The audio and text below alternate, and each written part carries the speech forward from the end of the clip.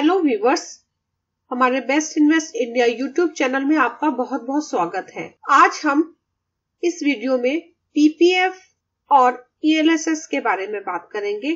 दोनों ही स्कीम्स में आपको क्या फायदा मिलने वाला है या फिर क्या नुकसान मिलने वाला है, कौन सा आपके लिए ज्यादा बेनिफिशियल रहेगा लॉन्ग टर्म में, इसके बारे में हम डिस्कस करेंगे। हालांकि हम पहले अपनी एक वीडियो में पीपीएफ और ईएलएसएस के बीच में क्या डिफरेंस है एग्जैक्टली उसकी वीडियो बना चुके हैं। अगर आप वो वीडियो देखना चाहते हैं तो लिंक डिस्क्रिप्शन में दिया है, आप उसे देख सकते हैं। तो आइए देखते हैं कि पीपीएफ और ईएलएसएस में इन्वेस्टमेंट करने से आपको क्या फायदा या फिर क्या नुकसान मिलने वाला है।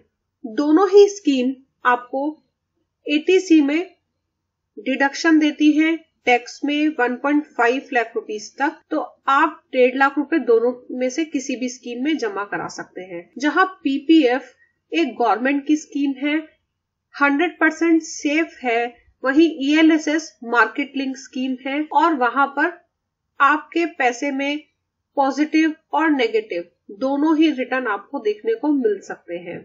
सबसे बड़ा ड्रॉबैक पीपीएफ का जो कि 15 साल का लॉक इन टाइम है पीपीएफ में, जबकि ईएलएसएस में सिर्फ 3 साल का लॉक इन है और आपको यहाँ पर टैक्स बेनिफिट इक्वल ही मिलता है। अब अगर आप पीपीएफ अकाउंट खुलवाते हैं तो यहाँ पर जो आपको इन्वेस्टमेंट है वो हर साल करनी जरूरी है। मिनिमम इन्वेस्टमेंट इसमें 500 रुपए है जो कि आपको हर साल देना ही पड़ेगा। लेकिन ईएलएसएस में आप कितने भी अमाउंट की पेमेंट कर सकते हैं, लेकिन टैक्स डिडक्शन आपको सिर्फ 1.5 लाख रुपए के लिए मिलता है। तो यहाँ पर आपको हर साल इन्वेस्टमेंट करने की जरूरत नहीं है। लेकिन पीपीएफ अगर आपने एक बार अकाउंट खुलवाया तो आपको हर साल इसमें कुछ ना कुछ पैसे जमा कराने ही पड़ेंगे, नहीं तो आपका अकाउंट डोरमेंट कर दिया जाता है। इसके अलावा अगर आप पीपीएफ में या फिर ईएलएसएस में अपना पैसा इन्वेस्ट करते हैं तो आप किसी भी मोड में अपना पैसा जमा करा सकते हैं, monthly, quarterly, half yearly, yearly या फिर और भी किसी तरीके से।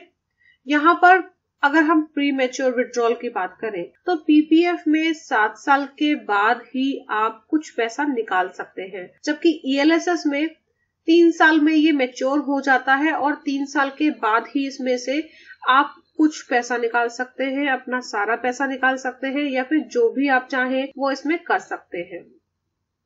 लेकिन पीपीएफ में 7 साल से पहले कुछ नहीं। अगर आपको पैसे की जरूरत पड़ती है, कोई इमरजेंसी होती है, तब भी आप इसमें से पैसा नहीं निकाल सकते। हाँ, आप 3 साल के बाद लोन जरूर ले सकते हैं पीपीएफ में, और ईएलएसएस में आप 3 साल के बाद ही पैसे अपने निकाल सकते हैं, उससे पहले नहीं। पीपीएफ जो है पोस्ट ऑफिस, बैंक से खरीद सकते हैं, जबकि ईएलएसएस आप एसेट मैनेजमेंट कंपनी से खरीद सकते हैं। दोनों की ही मैच्योरिटी टैक्स फ्री है कुछ अमाउंट तक। पोस्ट ऑफिस में जहां पर पूरे के पूरा इंटरेस्ट जो है आपका टैक्स फ्री है, लेकिन ईएलएसएस में अगर आपका जो इंटरेस्ट है या फिर जो आपका प्रॉफिट है अगर 1 लाख से ऊपर है तो उसमें आपको 10% का टैक्स देना होगा। मान लीजिए कि आपका प्रॉफिट है 1.5 लाख रुपए, तो 1.5 लाख में से 1 लाख रुपए माइनस करने के बाद आपका प्रॉफिट रहा 50,000 रुपए टैक्स पर्पस के लिए। तो 50,000 का 10% यानी कि 5,000 रुपए आपको टैक्स भरना होगा। अब पीपीएफ में जहां थोड़ा लिमिटेशन है कि एनआरआई और एचयूएफ पीपीएफ में इन्वेस्ट नहीं कर सकते, लेकिन अगर एनआरआई और एचयूएफ चाहे तो वो टैक्स डिडक्शन ले सकते हैं एटीसी में ईएलएसएस में इन्वेस्टमेंट करने पर। तो ये एनआरआई और एचयूएफ के लिए काफी लुक्रेटिव ऑप्शन है, जहां पर वो टैक्स बेनिफिट ले सकते हैं ईएलएसएस म्यूचुअल फंड में अपना पैसा निवेश कर। अब आते हैं मेन डिफरेंस के ऊपर। पीपीएफ अभी रेट ऑफ इंटरेस्ट 8% है और ये लगभग सेम ही रहता है, कभी 7.8, 7.3% हो जाता है, जबकि ईएलएसएस में अगर आप अपना पैसा इन्वेस्ट करते हैं 3 से 5 साल के लिए भी अगर आप अपना पैसा इन्वेस्टेड रखते हैं तो यहाँ पर आपको 10 से 15% का रेट ऑफ रिटर्न मिल जाता है।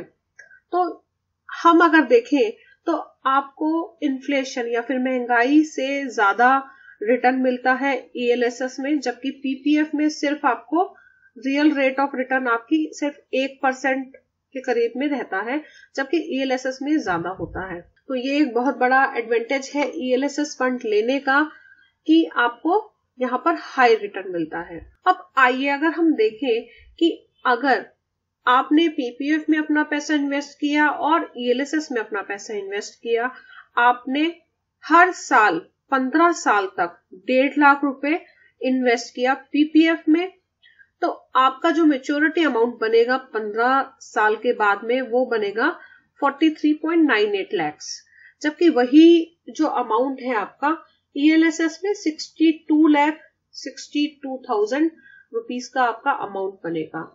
तो यहाँ पर आप देख सकते हैं कि काफी ज्यादा डिफरेंस है, अराउंड 19 लाख रुपीस का। तो आप अपने रिस्क एपेटाइट के अनुसार आप दोनों में से चुनाव कर सकते हैं कि आपको PPF में इन्वेस्ट करना है या फिर ELSS में।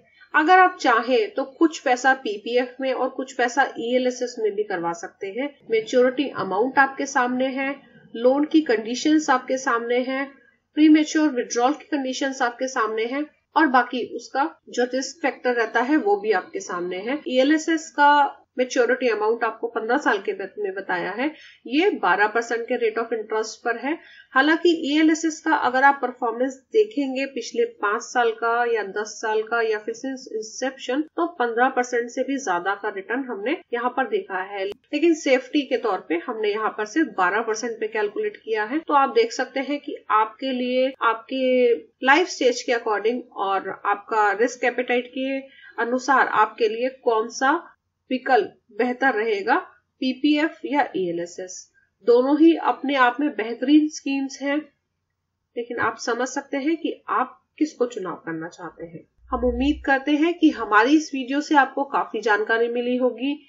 अगर आपका कोई सवाल है तो आप हमें कमेंट सेक्शन में पूछ सकते हैं। आप हमें फेसबुक पर भी लाइक कर सकते हैं, facebook.com/bestinvestindia, और आप हमारी वेबसाइट भी विजिट कर सकते हैं bestinvestindia.com। आप मेल के थ्रू भी हमें संपर्क कर सकते हैं info@bestinvestindia.com। अगर आपने अभी तक हमारा चैनल सब्सक्राइब नहीं किया है तो इसी तरह की और जानकारी टाइम टू टाइम लेने के लिए हमारा चैनल सब्सक्राइब करें और साथ ही बेल बटन को भी जरूर क्लिक करें। Thank you for watching. Happy investing.